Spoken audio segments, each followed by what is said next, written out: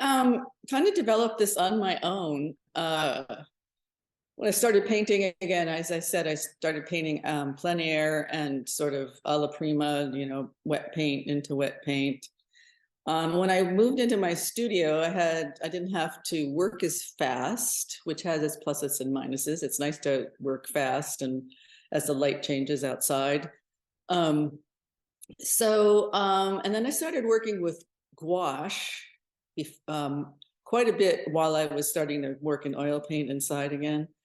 And I should say that I have a background in,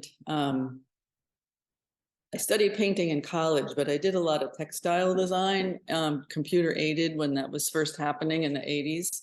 And I did hand painted design with gouache. So I had an affinity for gouache. And when I started using it for seascapes with the beach trash located front and center, I wanted to find a way to make really smooth skies. Like a lot of times with watercolor and gouache, they're very brushy. So I ended up using a mask, like a liquid mask or a stencil over the areas where the objects would be or the foreground.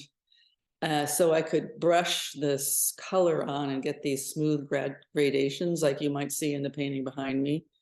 And when I came back to focusing more on oil painting, I realized I could use that same technique for my oil painting. So I take the photos on the beach, I mess with them on my computer to get the compositions and the colors right, to kind of have it pretty far along in terms of concept before I start the painting.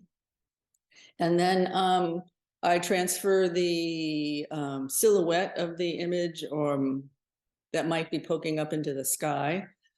I'm using grid, like the old-fashioned process of gridding a sketch and putting it larger onto a canvas. But I grid the photo so I can transfer it. And then I cut out a tracing paper stencil, like on that animal, to be a stencil that goes around and sticks onto the canvas just with double stick tape. And then I paint graduated, I mix several colors in a graduation, and I paint this graduated sky. In this case, also the water, because the bottle dog is reflected in the water. And then once that dries, I pull the stencil off and I start painting the details of the rest of the painting. And I don't know if you can see, but this to the left is the leftover stencil from another painting I did. It's a tall totem shape. And then maybe over there, you can see just peeking out behind the painting, the stencil that was used for the painting. So I don't know if that is clear, but that's partly what I do. And I work in oil.